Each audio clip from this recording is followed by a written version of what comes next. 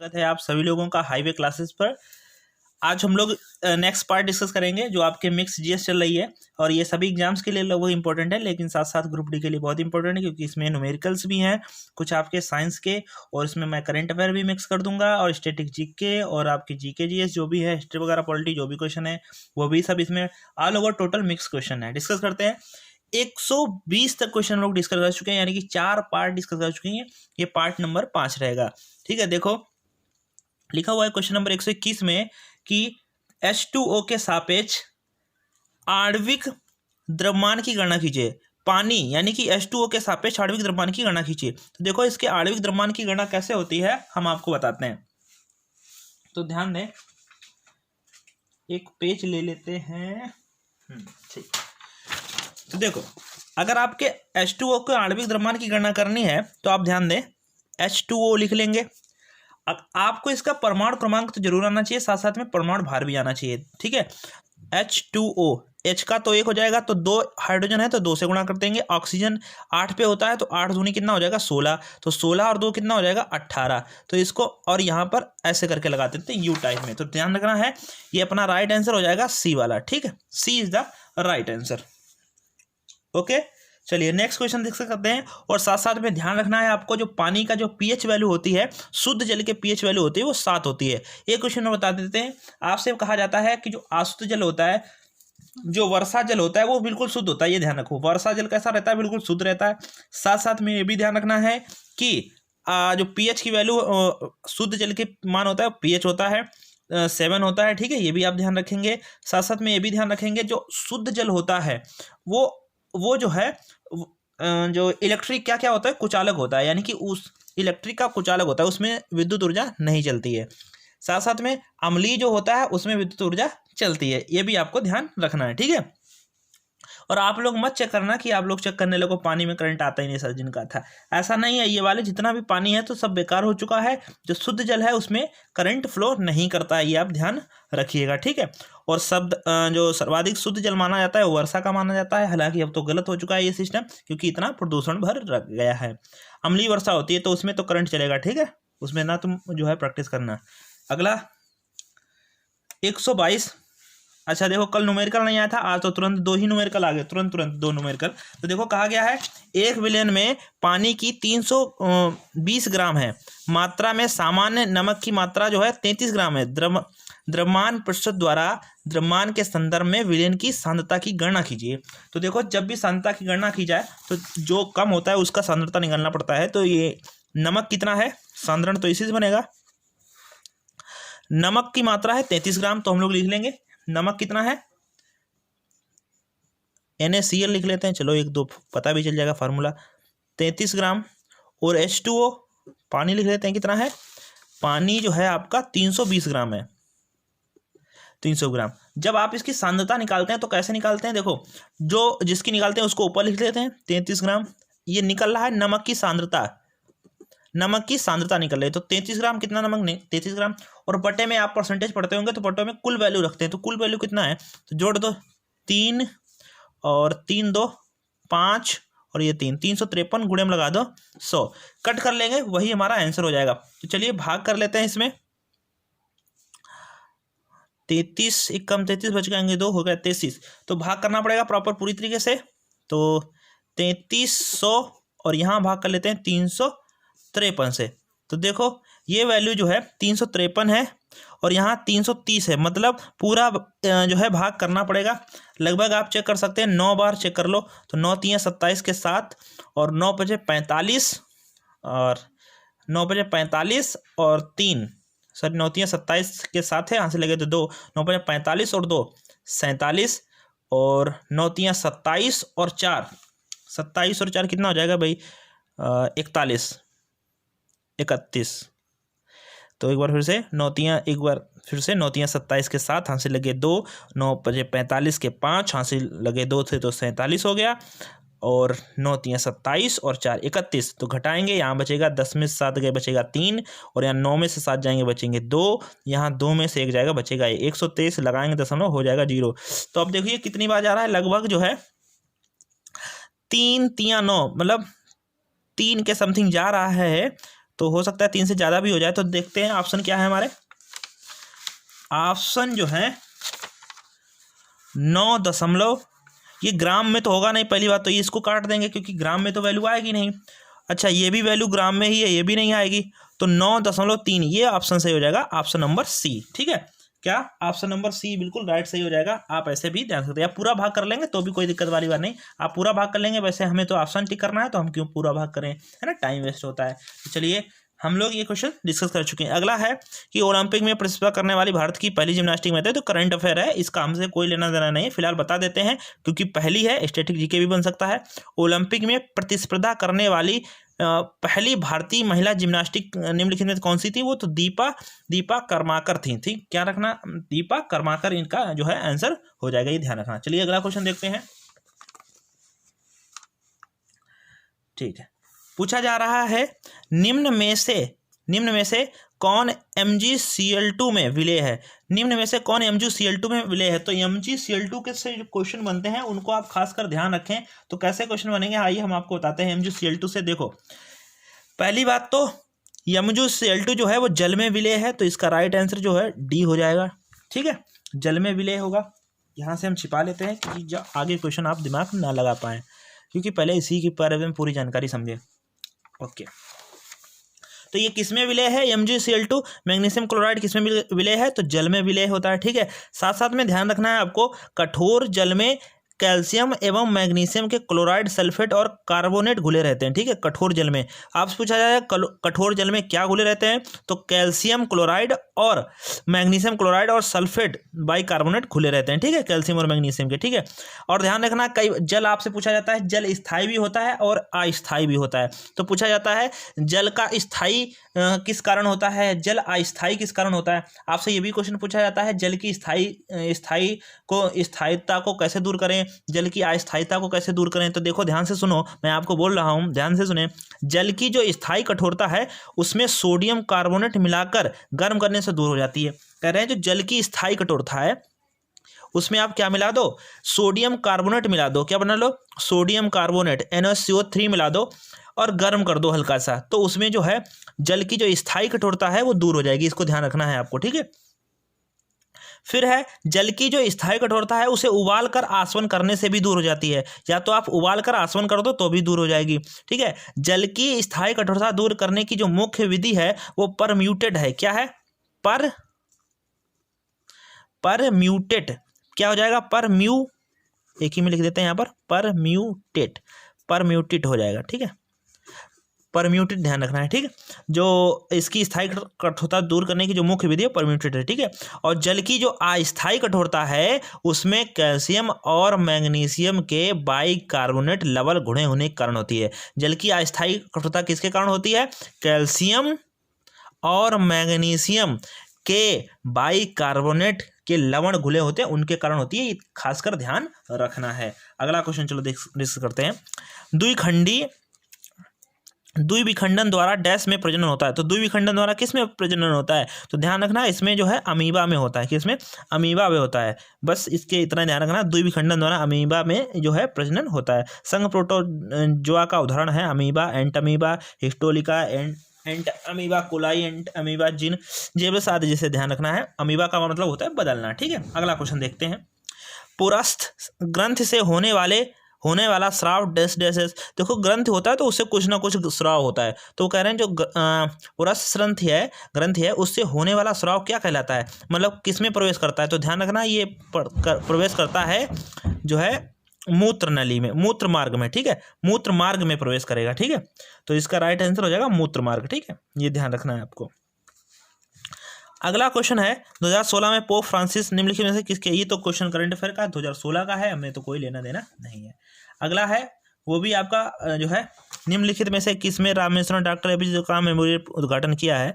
तो ये भी जो है पुराना क्वेश्चन है, इससे हमें कोई लेना देना नहीं, क्योंकि हम लोगों से नई करंट अफेयर पूछी जाएगी। अगला आपका जो है देखो यहाँ पर, अब इस वाले सेट में देखो कितने न्यूमेरिकल पूछे गए, तो 2 तो पहले हो गए, 1 ये आ रहा, 3 न्यूमेरिकल आ गए। ठीक है, चलो देखो, किसी वस्तु पर लगाया गया बल 200 न्यूटन है, इसका द्रव्यमान 100 किलोग्राम है, इस पर त्वरण क्या होगा। बड़ा सिंपल सा न्यूमेरिकल पूछे जाते हैं।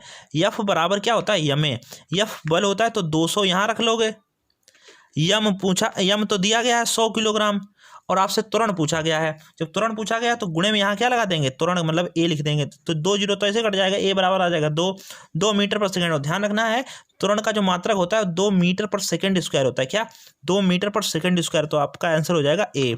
इनवर्स का मतलब होता है प्रति, यानी कि बटे, ये इनवर्स का मतलब होता है। ठीक है, अगर आप भूल गए हो तो बता दें, 2 मीटर पर सेकंड स्क्वायर। अगला क्वेश्चन है कि एक सोलर सेल किससे बना होता है। तो जो भाई एक सोलर सेल होता है ना, वो किससे बना होता है, सोलर सेल। तो ध्यान रखना है, जो एक सोलर पैनल, कल आपको एक क्वेश्चन आया था सोलर पैनल, तो उसमें सिलिकॉन लगाया था, तो इसमें भी सिलिकॉन लगाएंगे। एक सोलर सेल किससे बना होता है, सिलिकॉन से बना होता है। सिलिकॉन क्या होता है, तो जो इसको मेटलॉइड भी कहते हैं, तो ध्यान रखना है। और इसमें चांदी जो पैनल होता है उसमें सिलिकॉन का प्रयोग होता है, साथ साथ में चांदी के जो टाँके लगते हैं उसमें जो चमकती रहती है बीच में, आप जो पैनल देखे होंगे सौर ऊर्जा वाली। और ध्यान रखना है, जो पृथ्वी पर वो जो ऊर्जा का मुख्य स्रोत है वो सूर्य ही है। ठीक है, सूर्य। और आजकल भारत जो है सौर ऊर्जा को जो है वरीयता दे रहा है। आप इसीलिए देख रहे होंगे इलेक्ट्रिक वाहन चलते हैं और बहुत सी चीज़ें इलेक्ट्रिक करने वाले हैं, सौर ऊर्जा से हैं। बहुत से ऐसे जो है योजनाएं भी चल रही हैं, सरकार चला रही है, तो इसको भी आप ध्यान रखिएगा। ठीक है, चलो अगला क्वेश्चन है क्वेश्चन नंबर 131। कहा जा रहा है इब्राहिम लोदी 1526 में पानीपत की पहली लड़ाई डैश द्वारा मारा गया था। यानी कि पानीपत की पहली लड़ाई कब हुई थी, 1526 में हुई थी। किसके बीच में, इब्राहिम लोदी और बाबर के बीच में हुई थी। किसके, इब्राहिम लोदी और बाबर के बीच में हुई थी। आप इसको ध्यान रख सकते हो। इसका एक क्वेश्चन पीछे भी आ चुका है, इस सेट में फिर से ये क्वेश्चन आ चुका है, तो ध्यान रखना है। इब्राहिम लोदी वंश का अंतिम संस्थापक अंतिम शासक था और दिल्ली सल्तनत का ये एकमात्र ऐसा शासक था जो युद्ध मैदान में मारा गया। बाकी कोई भी युद्ध मैदान में नहीं मारा गया। तो इसकी आंसर हो जाएगा 1526 में पानीपत की लड़ाई किसके बीच में हुई थी, बाबर और इब्राहिम लोदी के आंसर। तो इसका राइट आंसर हो जाएगा ए। ठीक है, ध्यान रखना है 21 अप्रैल 1526 पूरा एग्जैक्ट जो रहेगा 21 अप्रैल। हल्के एग्जामों में पूरा डेट नहीं पूछते हैं, जो पीसीएस आईएएस वगैरह के एग्जाम में पूरी डेट पूछते हैं। आप इतना भी ध्यान रखो 1526 में हुई थी 21 अप्रैल में। दरअसल जो बाबर था वो पानी पिया, खाना खाया, घर चल दिया। ठीक है, तो ऐसे करके उसने युद्ध लड़े थे, पानी पिया, खाना खाया और घर चल दिया। यानी कि पानीपत का, खानवा का युद्ध, घाघरा का युद्ध और चंदेरी का युद्ध, ये इतने युद्ध उसने बाबर ने लड़े थे आते आते 4 युद्ध। और जो है 1530 में उसकी मृत्यु हो गई थी। फिर हुमायूं बना था, हुमायूं जो 1555 से गायब, मतलब 40 से 55 तक गायब रहा, फिर 55-56 में फिर आ गया था। उसके बाद में फिर अकबर बने थे। ऐसे ही सिस्टम चलता रहा, जहांगीर, शाहजहां और ये सब से जो है बाद में जो बिल्कुल हरामी टाइप में था वो बना था। ठीक है, जिसने नाक में दम कर दिया लोगों के, वो एक राजा बना था। तो ऐसे करके सिस्टम चलता रहा। तो चलिए अगला क्वेश्चन ध्यान रखते हैं। और ध्यान रखना एक क्वेश्चन में बता दें जो पूछा गया है, तैमूर लंग 1398 ईस्वी में भारत पर आक्रमण करता है। ध्यान रखना है तैमूर लंग भारत पर कब आक्रमण करता है, तो वो 1398 में करता है। ठीक है, 1398 में आक्रमण करेगा। चलो तैमूर लंग। ठीक है, अगला क्वेश्चन है तत्कालीन वित्त मंत्री प्रणाली, ये तो बेकार का क्वेश्चन है, पुरानी है डैश। तो ये देखिए क्वेश्चन नंबर 1233 पूछा गया dash dash dash Andhra Pradesh की नई राजधानी क्या है। तो आंध्र प्रदेश की नई राजधानी हैदराबाद नहीं है, हैदराबाद तो तेलंगाना की है। सिकंदराबाद, तिरुपति, अमरावती। क्या, अमरावती की इसकी राजधानी है, आंध्र प्रदेश की राजधानी। तो आप जानते हो 2 जून 2014 का वो दिन था जब 29वां राज्य बना था तेलंगाना। 2 जून 2014 29वां राज्य तेलंगाना बना था। तो 10 साल के लिए जो हैदराबाद की जो राजधानी है वो, सॉरी, आंध्र प्रदेश की जो राजधानी है वो हैदराबाद को ही है। जब इसका पूरा व्यवस्थित हो जाएगा तो अमरावती इसकी राजधानी हो जाएगी। नई राजधानी क्या है, अमरावती है। तो ध्यान रख सकते हो। इसकी राजधानी पहले कुर्नूल हुआ करती थी। पूरे आंध्र प्रदेश की राजधानी पहले क्या होती, कुर्नूल हुआ करती थी। और फिर बाद में क्या हुआ कि जो है 1957 में हैदराबाद बना दी गई और फिर 2 जून 2014 को अलग कर दिया गया। ये भी ध्यान रखना है। ठीक है, अगला क्वेश्चन है 25 डिग्री सेंटीग्रेड विभिन्न माध्यमों में ध्वनि की चाल के बारे में निम्नलिखित में से कौन सा कथन सत्य है या असत्य है।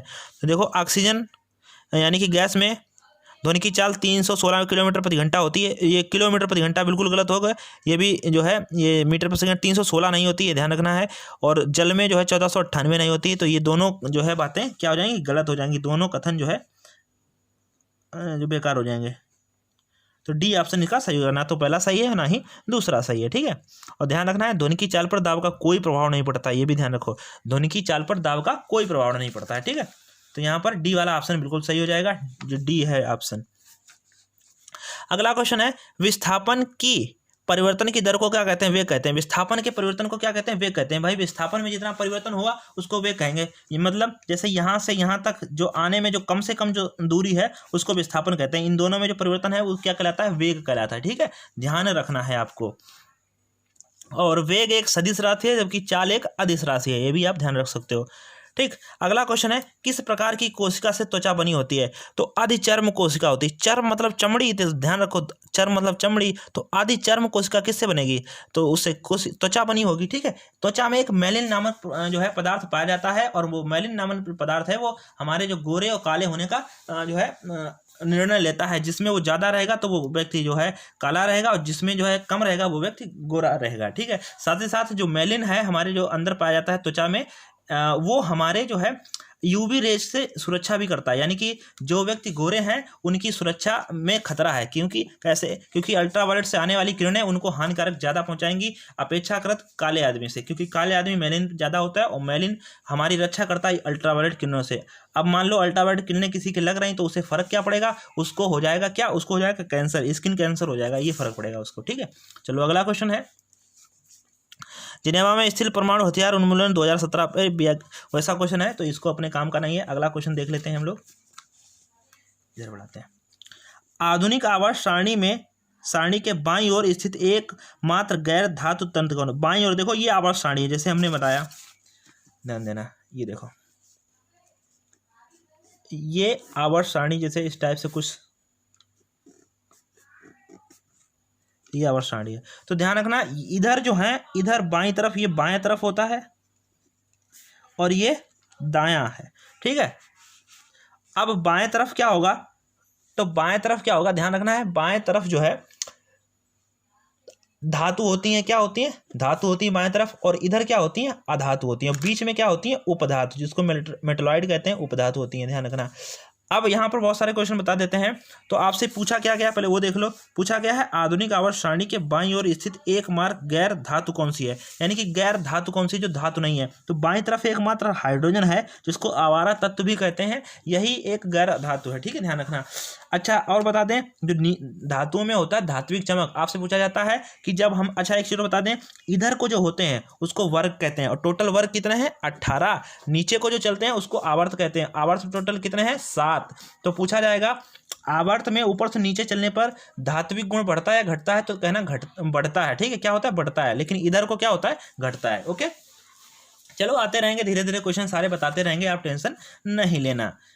अगला क्वेश्चन है कि 1239 निम्नलिखित में से किस तत्व का, 1200 क्वेश्चन है, निम्नलिखित में से किस तत्व का इलेक्ट्रॉनिक विन्यास 283, यानी कि 2 8 10 और 3 13 एल्युमिनियम का होता है। किसका होता है, 13 एल्युमिनियम का होता है। ध्यान रखना, ये इन्होंने परमाणु क्रमांक जो है विस्तृत करके दे दिया, 13 जो है एल्युमिनियम का होता है। सोडियम का 11 होता है, ध्यान रखना है, सोडियम का कितना होता है, 11, और मैग्नीशियम का 13 होता है। मैग्नीशियम का आई होप 12 होता है, ठीक है, ध्यान रखना। किसका, मैग्नीशियम का, मुझे लगता है कि 12 होगा, मैग्नीशियम का 12 होना चाहिए, आप चेक कर लेना एक बार, ठीक है।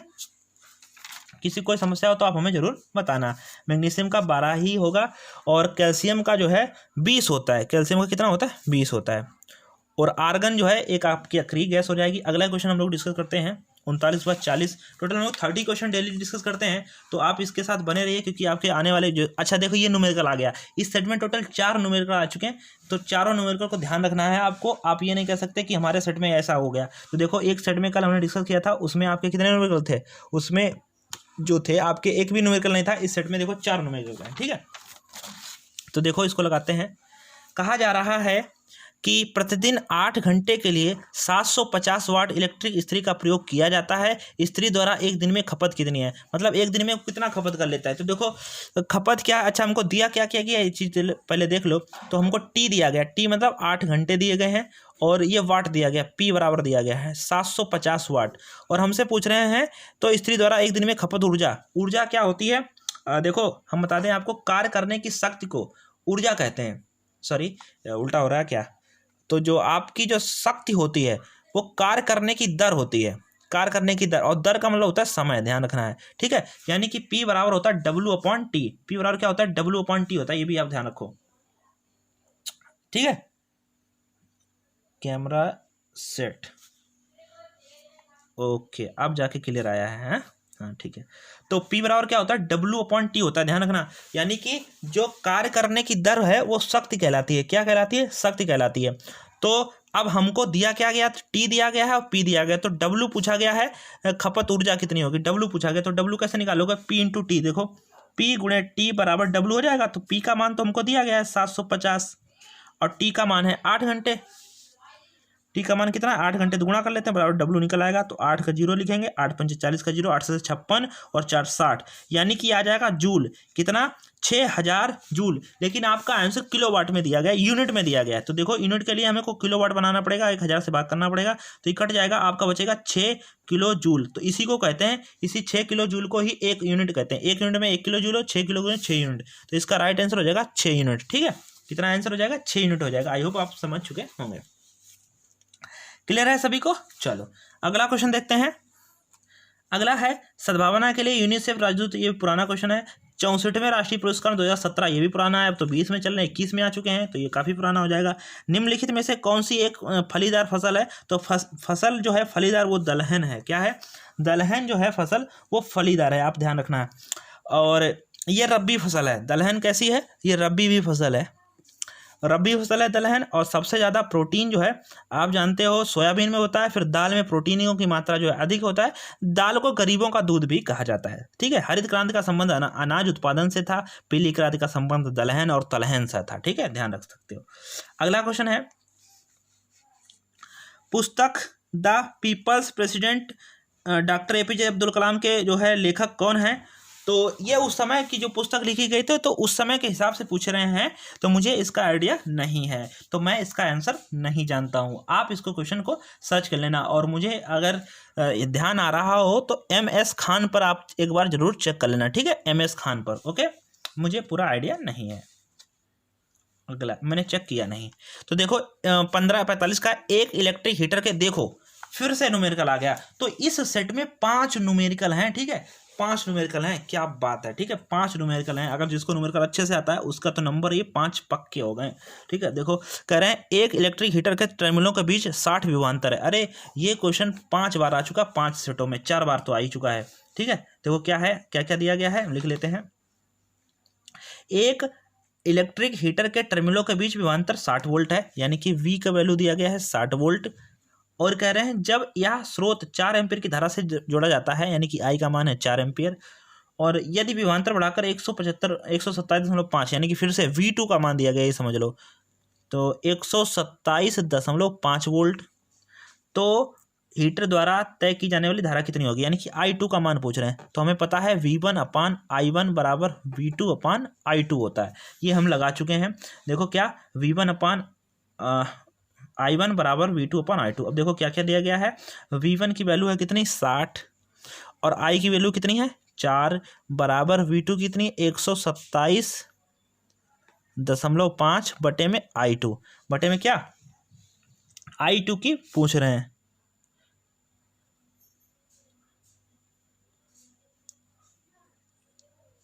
ओके, तो देखो इसको सॉल्व कर लेते हैं। 4 से काट तो यहाँ 15 आ जाएगा, 4 से काट तो कितना आ जाएगा 15 आ जाएगा, और 15 से इसको काट देंगे तो 15 8 120 होता है, 15 8 120 होता है। बचे कितने 7, बच गए 7 हो गए, 15 अपना 75, तो ये दशमलव हो जाएगा। तो I2 की वैल्यू कितनी आ जाएगी 8.5, I2 की वैल्यू कितनी आ जाएगी 8.5। इसमें कोई है राइट आंसर 8.5 एम्पियर, तो इसका राइट आंसर D हो जाएगा, ठीक है, 8.5 एम्पियर हो जाएगा। ओके, अगला क्वेश्चन देख लेते हैं।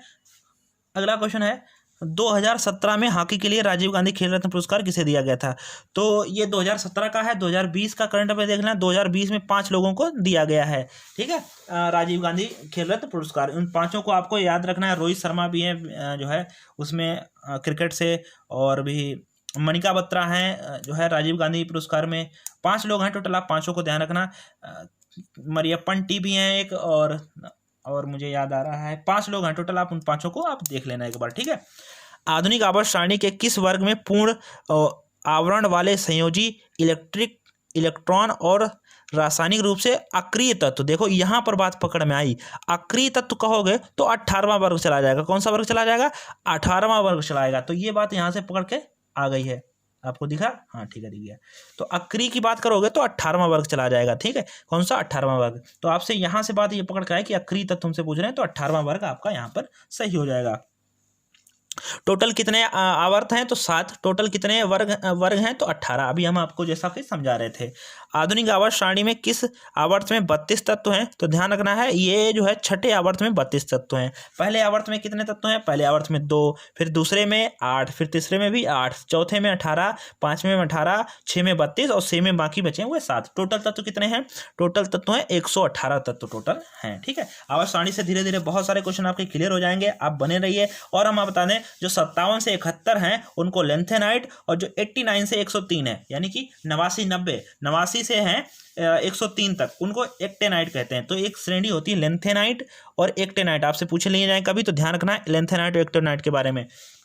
तो 57 से शुरू होते हैं लेंथेनाइट और 71 तक रहते हैं, और एक्टेनाइट कहाँ से शुरू होते हैं? 89 से शुरू रहते हैं और 103 तक रहते हैं, ठीक है, ध्यान रख सकते हो। चलिए अगला क्वेश्चन है कि निम्नलिखित में किस प्रकार के प्रजनन में पूर्ण वयस्क छोटे जीव अपने जनक शरीर से अलग हो जाते हैं और एक नया स्वतंत्र जीव बनाते हैं? तो कुछ जीव ऐसे होते हैं वो अपने जीव से अलग हो जाते हैं, फिर एक नया जीव जो है नए जीव जैसा उत्पन्न हो जाते हैं। तो ये मुकुलन प्रजनन में होता है, मुकुलन प्रजनन में होता है। तो मुकुलन प्रजनन पूर्ण वयस्क जो है छोटे जीव अपने जनक शरीर से अलग हो जाते हैं और एक नया स्वतंत्र जीव बनाते हैं। ये दरअसल आलंगी प्रजनन 3 प्रकार के होते हैं, द्विविभाजन, बहुविभाजन और साथ रखना मुकुलन है, ठीक है, मुकुलन द्वारा ऐसा होता है। संघ पेरिफेरा में जो है संघ प्रोटोजोआ और प्रजनन अलैंगिक तथा लैंगिक दोनों प्रकार का होता है। आप ध्यान। अगला क्वेश्चन है, प्रकाश वर्ष द्वारा मापा जाता है। प्रकाश वर्ष द्वारा दूरी मापी जाती है भाई, ये प्रकाश वर्ष की इकाई है दूरी, ठीक है, ध्यान रखना है। दूरी किसका मात्रक है? सॉरी, प्रकाश वर्ष किसका मात्रक है? जो दूरी का मात्रक है। तो आपको बहुत इंपॉर्टेंट है, दूरी की सबसे जो बड़ी जो है इकाई है वो पार्सेक